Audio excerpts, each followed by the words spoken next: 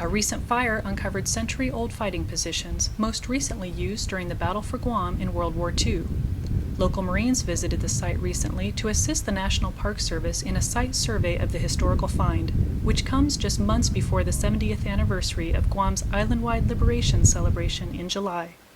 So the last week, a large wildfire came through, so it burned a huge swath of the center of the island, but once it had burnt, it exposed all of this because now all we have left are small 12-inch stubble, and in a lot of areas completely bare earth.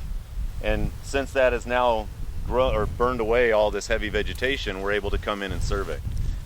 We're on the top of Mount Tenno, and we are assisting the National Park Service in surveying and plotting all of the foxholes and defensive positions.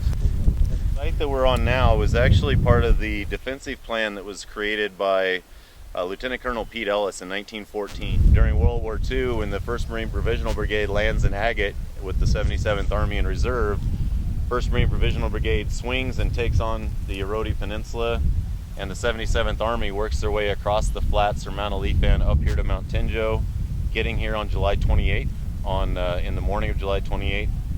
They dig in on top of the hill, which is what we believe to be where these foxholes came from, was the digging in of the Army units.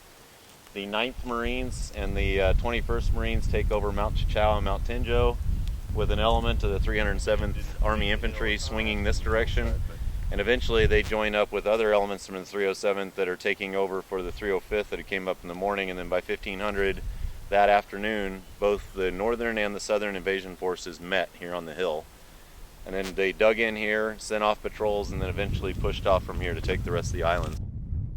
Visit www.nps.gov/WAPA for further information about the War in the Pacific National Historical Park on Guam.